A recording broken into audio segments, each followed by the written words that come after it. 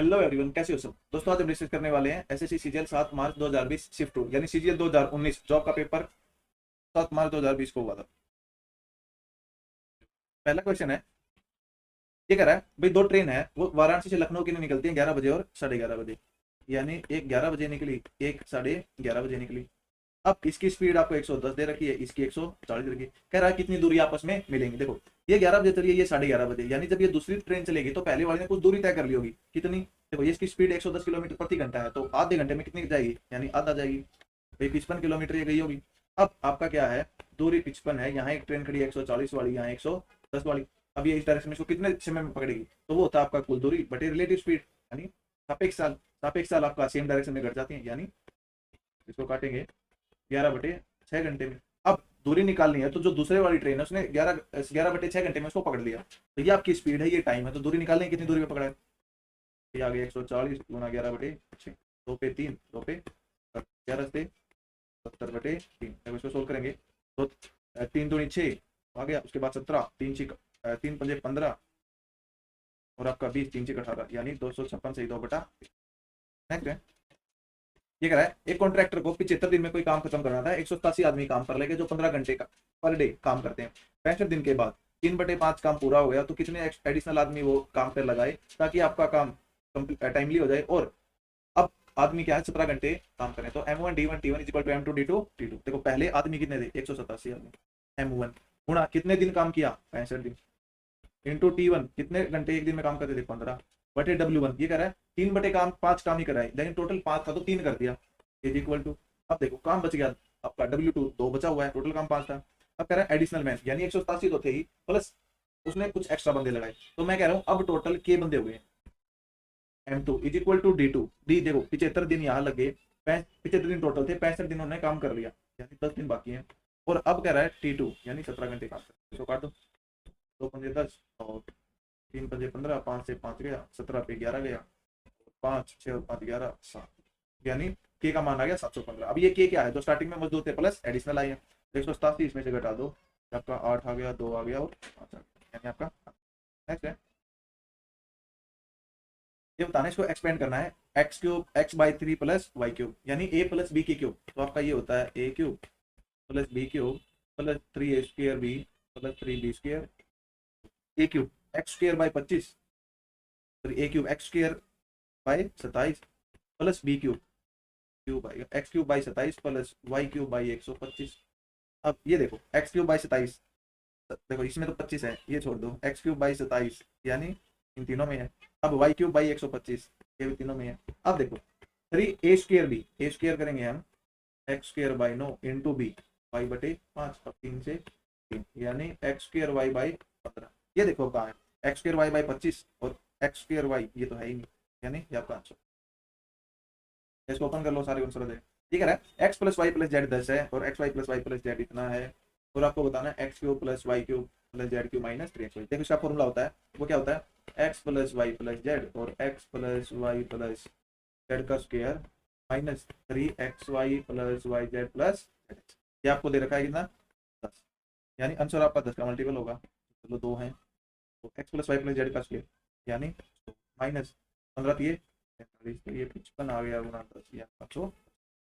Next है, ये कह रहा है एबीसी एक ट्रायंगल आपकी त्रिभुज, यानी त्रिभुज एबीसी है, उसमें DEF वो क्या है, मध्य बिंदु है, भुजा AB, ये D है, ये E है, ये F है, भुजा AB BC और CA के। अब AB 12 है, देखो ये 12 दे रखी है, BC 20 है, CA 15 दे रखी है। अब कह रहा है आपको वैल्यू बतानी है half of DE, DE EF EF और DF। देखो यहाँ से देखो, जब भी आपकी कोई त्रिभुज दे रखी है और उसके मिड पॉइंट यानी मिड पॉइंट से मिला के कोई ट्रायंगल बनेगी, तो जो आपकी ट्रायंगल बनेगी उसका जो परिमाप होगा वो जो ओरिजिनल ट्रायंगल है उसके परिमाप का आधा होगा। यानी देखो ओरिजिनल परिमाप की बात करूं मैं, आपका 15 और 12 27 और 20 47, यानी ओरिजिनल परिमाप 47 है, तो जो ये ट्रायंगल बनेगी इनके मिड पॉइंट को जोड़ने थे, इसका परिमाप इसका आधा होगा, और उसका भी आधा पूछ रखा अपने अपने को, यानी जो DF plus EF plus CD इसका भी आधा, यानी इसका 1/4। तो 47 का 1/4 आपका कितना हुआ, 4 एकम 4, 4 एकम 4 30, 4 7 28 और 4 पंजे। नेक्स्ट है, ठीक है, अनु ने 68% इनकम का खर्च कर दिया। देखो ये वो इनकम एक्सपेंडिचर इंक्रीज वाला है, तो यानी यहाँ इनकम, यहाँ एक्सपेंडिचर इंक्रीज, यहाँ सेविंग इंक्रीज, तो जो नीचे रेशो आएगी वो एक्सपेंडिचर और सेविंग की रेशो आएगी। देखो 68% उसने खर्चा कर दिया, तो बचत कितने की है 32 पे, तो यानी 17:8। ये आपको 17:8 दे रखा है। अब बीच में इनकम कितने प्रतिशत इंक्रीज हुई है, आप कहेंगे 20% इंक्रीज हुई है, और सेविंग आपकी इंक्रीज हुई है 75/8, यानी 9 सही 3/8%। अब आपको ये वैल्यू निकालनी है कितनी। इसके दो मेथड है। पहली ये देखो भाई, हमेशा बड़ी में से छोटी संख्या घटेगी, यानी देखो ये बड़ी है और ये वाली इससे बड़ी आएगी। देखो इसमें से यदि मैं ये घटाऊंगा, यानी 20 में से 75/8, तो 160 में से 75 गई, आपका बच गया 85, यानी 85/8। देखो 17 की वैल्यू है, यानी यहाँ पे इसमें से घट के 85/8 आ गई, तो 17 की वैल्यू होगी 85/8। एक की वैल्यू क्या होगी 5/8, और जो ये 8 है इसकी वैल्यू क्या होगी 5, यानी यहाँ पे जो एक्चुअल डिफरेंस था वो 85/8 और आपका 5 का था, तो ये कट के आपका 17:8 आएगा। अब देखो इसमें से ये घटा ये आया, अब किसमें से क्या घटाऊं 5 आई, तो आप कहेंगे 25, ये 25% आपका आंसर है। या फिर आप 100 लेके कर सकते हो, भाई 100 आपकी इनकम है, 68 आपका खर्चा है, 32 आपकी सेविंग है। अब इनकम बढ़ा दो, यानी 120 वो होगी, अब सेविंग इसमें से बढ़ा दो, यानी 32 को आप फिर बढ़ा दो, तो आपका देखो तो क्या होता है, income is equal to expenditure plus saving. ये 100 थी, ये 68 था, ये 32 हो गया। अब कह रहा है इनकम 20% बढ़ गई, यानी ये 120 हो गया। अब कह रहा है मंथली सेविंग, या फिर आप देखो ये इनकम को मतलब सिंपल यही लग दो कितनी बड़ी है, देखो ये 20 बड़ी है, इज इक्वल सेविंग यानी 75/8 बड़ी है, तो 32 का 75/8 कितना गए 32, यानी बटे देखो 8 चौके 32 और 25 75 25 चौके 100, यानी 3 रुपए, ये 3 रुपए बढ़ गई। तो देखो ये टोटल 20 बड़ा है, ये 3 बड़ा है, तो यानी ये कितना बड़ा होगा, ये 17 बड़ा होगा। इस पे 68 पे, तो 17/68 गुणा 17 चौके 68, 4 पे आप ऐसे भी कर सकते हैं। नेक्स्ट है क्या कह रहा है, if 7 divided a positive integer n the remainder is 2, यानी कोई संख्या है उसको हम 7 से डिवाइड करते हैं तो आपका शेष है वो 2 बचता है, यानी वो संख्या मान लो मैं 7 + 2, तो 7 से हमने किसी जैसे 9 को डिवाइड करूंगा मैं 7 से, तो 7 × 7 2 बचेगा, तो क्या करो उसमें डायरेक्ट ये जोड़ दिया करो तो संख्या आ जाएगी। अब कह रहा है कौन सा रिप्रेजेंट आपका जो संख्या है वो रिमाइंडर 0 देगा, यानी शेषफल 0 देगा जब 7 से डिवाइड करेंगे। देखो एन हमारा क्या है 9, तो 9 + 1 10, 9 दूनी 9 2 11, 9 में से 5 गया 4, 9 और 5 14, यानी 14 क्या है 7 से कंप्लीट डिवाइड हो जाएगा, तो 0 शेषफल बचेगा। नेक्स्ट है ये कह रहा है if the perimeter of a certain rectangle, यानी एक आपके पास आयत है, इसका परिमाप आपको देखो ये L है ये B है, तो 2 × L + B, वो आपको दे रखा है 50, यानी L + B आ गया 25, और एरिया LB आपका आ गया 150। देखो अब यहाँ से दो संख्याएं वो कौन सी है जिनका जोड़ 25 है और गुणा 150 है, 15 और 10, 15 था 150, 15 और 10 25, तो आपसे पूछ रखा है छोटी साइड क्या है वो 10 है, बड़ी साइड क्या है 15। नेक्स्ट है ए बी आपका व्यास है वृत्त का, यानी ये ए बी है, tangent at point C on the circle meet A B produced, यानी ए बी को यदि मैं आगे बढ़ाऊंगा तो आपका एक स्पर्श रेखा है ये सी है, वो आपको बिंदु क्यू पर मिलती है आगे स्पर्श रेखा सी ए बी,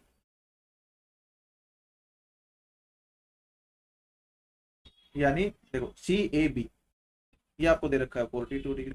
अब आपको बताना है सी क्यू बी की, यानी ये वैल्यू कितनी होगी। देखो यदि मैं इसको यहाँ से मिला दूं तो आपको पता है ये आपका क्या है व्यास है, मतलब डायमीटर है, और डायमीटर सर्कल पे कहीं भी आपका जो मेजर आर्क है या फिर कहीं भी माइनर आर्क पे लगाएं, मतलब सर्कल के लिए क्या है, सर्कल आप बीच में होता है, मतलब सर्कल में जो डायमीटर बीच में होता है तो उसके लिए दोनों ही मेजर और दोनों ही माइनर आर्क होती है, तो यानी डायमीटर कहीं भी जो एंगल बनाएगा वो 90 डिग्री का होगा, तो ये 90 का हो गया। और आपको एक सर्कल की प्रॉपर्टी पता है कि यहाँ से एक टेंजेंट है और यहाँ पे एक कोर्ड है, तो कोर्ड के साथ जो एंगल बनाएगा और वही जो कोर्ड आपका सर्कल में अपोजिट साइड एंगल बनाएगी वो बराबर होंगे। अब ये वाली कोर्ड है, यानी यदि ये थीटा होगा तो आपका ये भी थीटा होगा, यानी थीटा का मान 42 है, ये आपका 42 डिग्री होगा, ये भी 42 का होगा, तो जो ये एंगल है वही आपका अपोजिट साइड बनाएगी और जो ये एंगल होगा वो आपका इसके बराबर होगा, तो बस आगे आंसर हमारा। देखो यदि सी बी ए सी बी में सभी एंगल को जोड़ूंगा मैं, ये मान लो थीटा, तो 42 प्लस देखो ये जो पूरा एंगल है वो आपका हो जाएगा 90 + 42, प्लस आपका theta is equal to 180 degree. यानी देखो 90 गया उस साइड जाके तो 90 बचेगा। अब 42 42 84, थीटा आ जाएगा 90 माइनस 84, यानी 6 डिग्री। ये आपका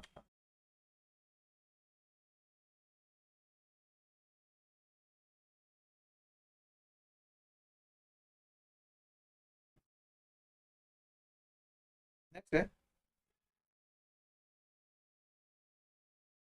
आपको दे रखा है टेबल दे रखा है age wise brand ownership of mobile phone and brand इतना है, ये है। अब कह रहा है देखो ए है 1 साल से पुराना 15% है, फिर 45% है, फिर 40% और मोर देन 5 ईयर है ही नहीं। अब आपको दे रखा total 5000 C mobile phone set are sold till date. तो सी है देखो ये 100% है, यानी आपके 100% की वैल्यू 5000 है, तो 1% की वैल्यू क्या आएगी, कहेंगे 50। अब क्या रखा है how many are more than 1 year old. देखो 1 ईयर ओल्ड 10 है, तो 100% में से मोर देन 1 ईयर ओल्ड कितने हो गए, 90% हो गए, तो 90% की वैल्यू आ जाएगी 9×5 4500।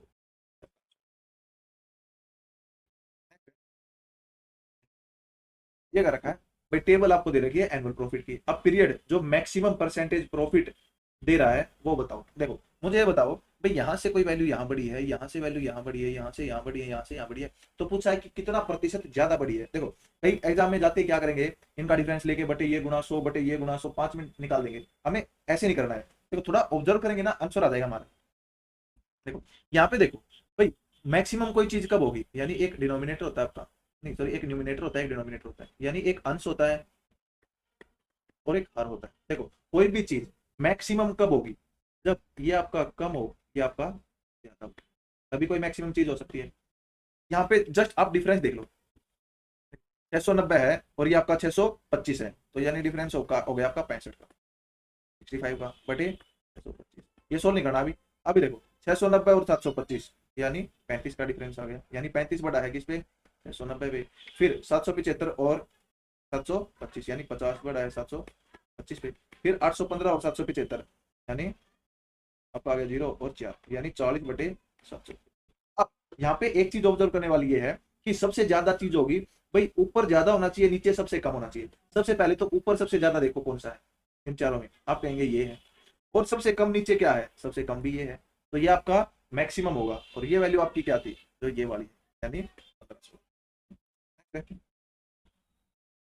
ठीक है 3 सीकेंड्स के theta plus tangent theta is equal to 7, तो इसका मान बताना है। देखो भाई ये है प्लस टेंजेंट है, देखो टेंजेंट यदि मैं टेंजेंट 45, क्योंकि 7 तभी बनेगा जब आपकी वैल्यू क्या है √3 √2 मतलब √3 या फिर √2 की फॉर्म में ना हो, तो एक यहाँ ले लिया तो ये 6 हो सकता है। अब सीकेंड आपको पता है सीकेंड 45 कितना होता है 2 होता है, तो 3 2 6 और 1 यानी थीटा का मान आपका 45 डिग्री आ गया। अब इसमें रख दो, यानी कोसिकेंट 90 वो आपका 1 होता है, प्लस कोस 45 1/√2 होगा, भाई साइन 90 1 होता है और कोट 90 भी, सॉरी कोट 45 भी, तो ये आ गया √2 प्लस 1/√2 इंटू, आप ऊपर नीचे √2 से गुणा कर दो, तो √2 इंटू √2 प्लस 1 भाई 4 हो जाएगा ये। अब √2 अंदर जाके आपका बच गया 2 प्लस √2/4, यानी ये वाला आंसर है। एसएससी ने हालांकि ये दे रखा था जो गलत है। नेक्स्ट है ये कह रहा है cost price of a good for a shopkeeper was x, यानी एक दुकानदार के लिए क्रय मूल्य एक्स था। अब वो 15% ऊपर, यानी अंकित मूल्य उसका 15% ज्यादा है, और वो उस गुड को 25% डिस्काउंट पर बेचता है, तो लाभ यहाँ नहीं बताओ। देखो भाई मान लो आप उसका क्रय मूल्य या सीपी 100 था, अब उसने मार्क किया 115 पे कर दिया, अब उसने उसको 25% डिस्काउंट पे बेच दिया, यानी 25% डिस्काउंट 1/4। यहाँ से एक बात समझना आपका भाई, जो 115 है डायरेक्ट इसका 1/4 करो, यानी 4 दूनी 8 4 8 32 और 3 4 से 28 4 5 यानी 28.75। यहाँ ये इससे 15 ज्यादा है, अब कह रहा है इससे 28.75 घटा दो, यानी देखो यहां से यदि मैं नीचे आऊंगा तो 15 तो यहाँ कट के आया है। अब जो आपका डिफरेंस बचेगा 100 से जितना कम होगा ये वही तो आपका लॉस होगा। भाई 100 से मान लो ये 10 कम है, तो हमें क्या है इसमें सेलिंग प्राइस नहीं निकाल, मतलब सॉरी कॉस्ट प्राइस नहीं निकालना है, जस्ट आइडिया लेना है। देखो भाई ये से 15 ज्यादा है, यानी मुझे यहाँ से यहाँ में 15 तो घटाना पड़ेगा ही, लेकिन घटाना मुझे टोटल 28.75 है, तो इससे जितनी कम होगी, मान लो इससे 10 कम है आपका चीज, यानी 100 है, 100 से 10 की आनी हुई है, क्योंकि 100 का जितना प्रतिशत होगा वो उतना ही होता है भाई, 100 का 10%, तो 100 से 10 कम यानी 90, तो जो 10 है वही तो आनी हुई है। देखो 28.75 था, इसमें से यदि मैं 15 घटा दूं तो आपका 13.75% आ जाएगा, वही आपका आनी है। नेक्स्ट है,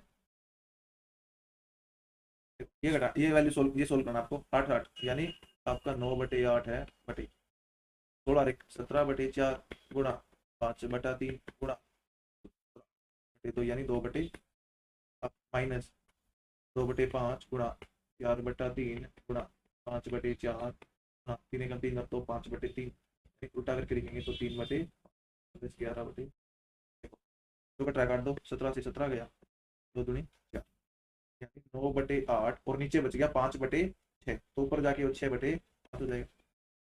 माइनस यहाँ पे देखो ये गया ये गया ये, 2/5 प्लस 11 तो ये 6, 2 × 4 = 8, यानी ये 9/20 हो गया। माइनस इसको 2/20 को भी मतलब नीचे 20 बना लो, तो 4 4 से गुणा कर दो, तो यानी 8/20 हो गया प्लस 11/20 हो गया।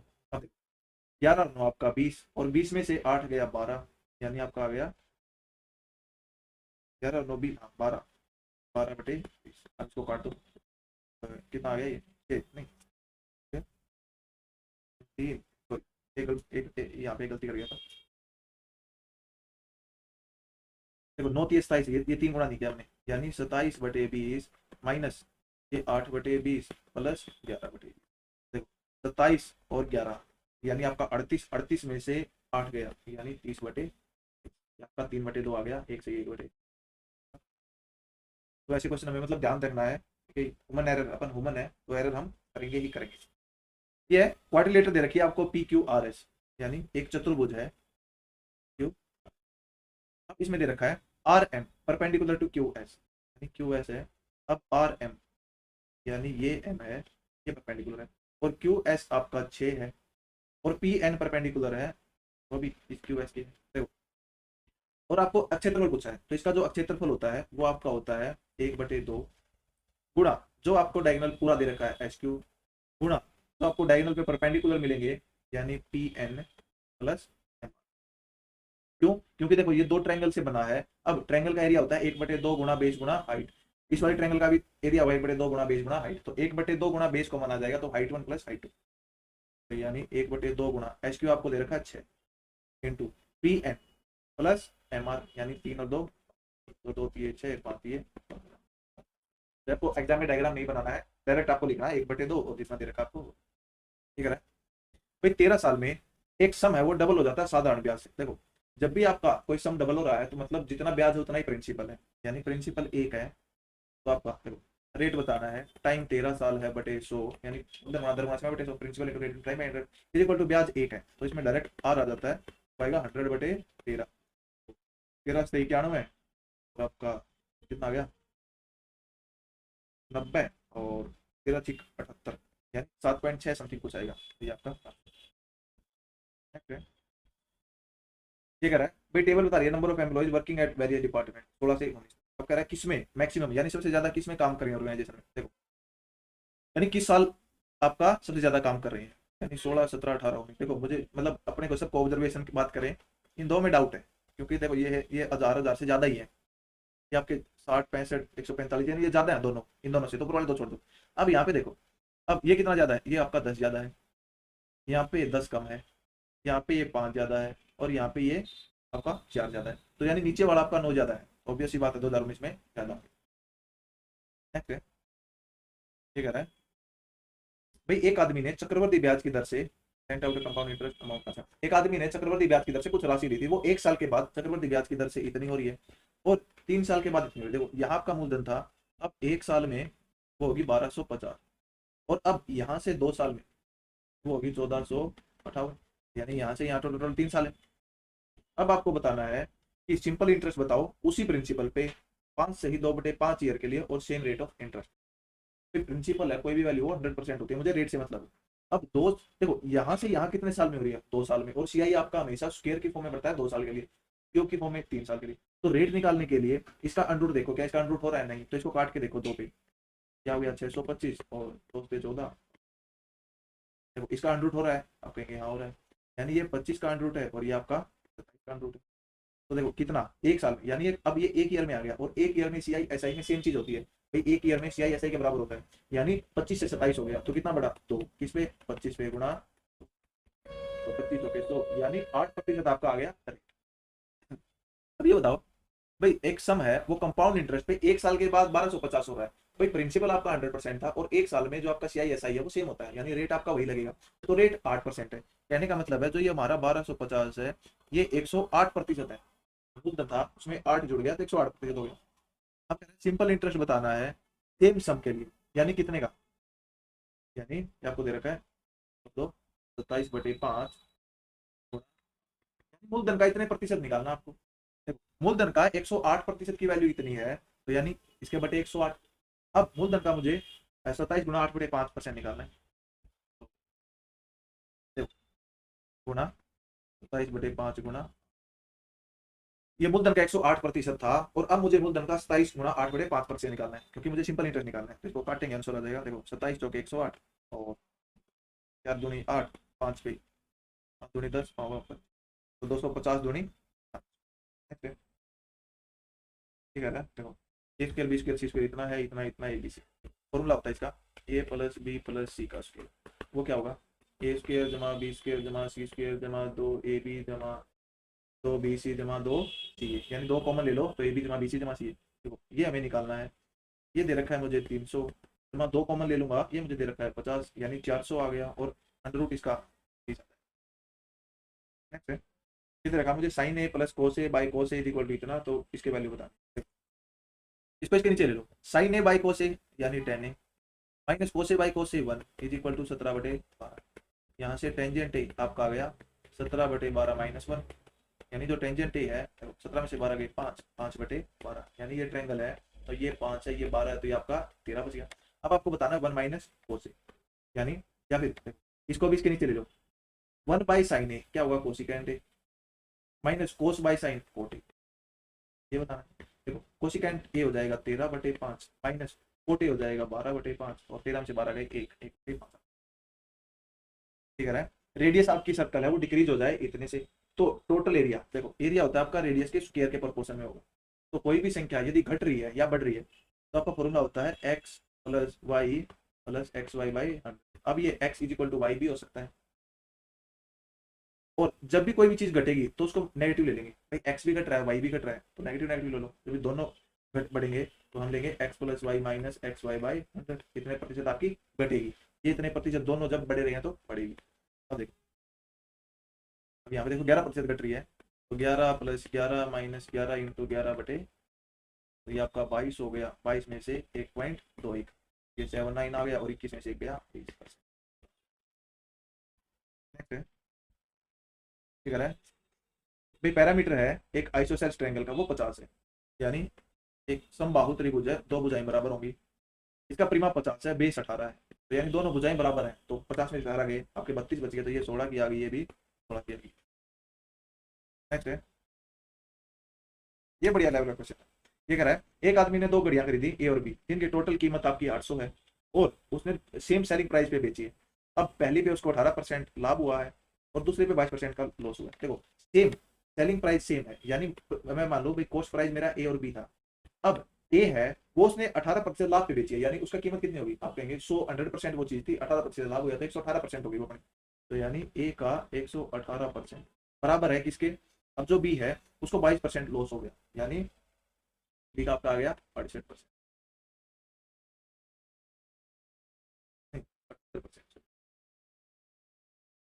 ये आ गया बी का 78%।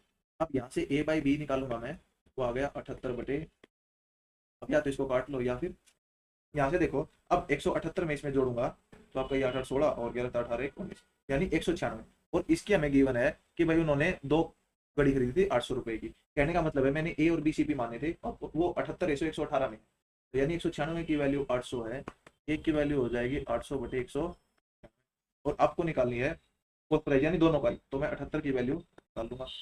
सारे ऑप्शन अलग हैं, तो मुझे सिर्फ एक वैल्यू निकालनी है, आंसर आ जाएगा। 4 पे काटेंगे ये 200, और 4 पे 4 चौके 16, और क्या नहीं हुआ यहाँ पे। अब एक देखो एग्जामिनर ने यहाँ पे क्या उलझा दिया था भाई, एक तो 2 डेसिमल प्लेस तक निकालनी थी, दूसरा जो क्योंकि और टू डेसिमल प्लेस है तो डिजिट सम के लिए हमारा क्या है, एग्जैक्ट आंसर होना चाहिए, डिजिट सम भी नहीं लग सकता। अब यदि मैं इसको 50 लूंगा, मान लो मैंने इसको 50 ले लिया, 50 चौके 200 और 78 चौके 8 चौका 32 और यानी 3 28 और 3 31 यानी 312 के आसपास आ रहा है। तो हमारा आंसर 312 से बड़ा होगा, क्योंकि हमने यहाँ नीचे बड़ी वैल्यू ली है तो नीचे छोटी वैल्यू होगी तो आंसर और बढ़ जाएगा। यानी और यहाँ पे देखोगे आप आंसर आपके 312 से दोनों बड़े हैं। तो एग्जैक्ट आंसर निकालने के लिए आपको इसको डिवाइड करना ही पड़ेगा, कोई ऑप्शन नहीं है। नेक्स्ट है, हम इसको डिवाइड करेंगे तो हमारा आंसर आ जाएगा। ये कह रहा है टेबल दे रखा है भाई, 7 स्टूडेंट हैं 6 डिफरेंट सब्जेक्ट में, मैथ केमिस्ट्री फिजिक्स इतना। अब कह रहा है एवरेज मत बतानी है आपको फिजिक्स में। देखो ये राउंडेड ऑफ 2 डिजिट, यानी अगर ये ऐसा नहीं देता तो हम डिजिट से हम निकाल के इजीली निकाल लेते। अब हमें क्या करना पड़ेगा, इनको जोड़ना पड़ेगा। जब इनको जोड़ेंगे तो आपका 5 5 10 और आगे 8 5 13 13 और 8 से 14 27 27 और आपका 7 34 और 17 यानी 34 और 17 51 और 1 यानी आपका आ गया 500। अब कह रहा है लेकिन एक बात देखो, मैक्सिमम मार्क आपके 120 है, यानी जब 100 में से होते हैं तो हम डायरेक्ट ये लेते हैं। अब क्या है 120 में से है तो 120 का 80% या 90% वो आपका ज्यादा होगा, तो इसको डायरेक्ट 6/5 कर देते हैं। यहाँ 75 में से ये होते 3/4 कर देते हैं, 100% में से तो 1 करते हैं। अब 100 से जितना ज्यादा हुआ, जितना गुणा है वो 100 का, 120 कितना गुणा है इसका 6/5 है, जितना भी गुणा हुआ तो उसको इससे गुणा। अब ये तो आगे नंबर, अब कह रहा औसत, अब 7 बंदे हैं तो बटे, देखो इसको काटो 104 आ गया, यानी 624/7। अब 7 में 63 ज्यादा हो जाएगा, 7 आपका बच गया 4 नहीं, यानी 89 पॉइंट समथिंग आ गया। ये हमारा आंसर है। ठीक है, if 18 man can cut a field in 35 day, यानी 18 आदमी किसी काम को 35 दिन में कर सकते हैं, तो 21 आदमी कितने दिन में करेंगे। अब इसको काट दो, 7 या 21 7 पंजू 35 3 6 18 यानी 6 50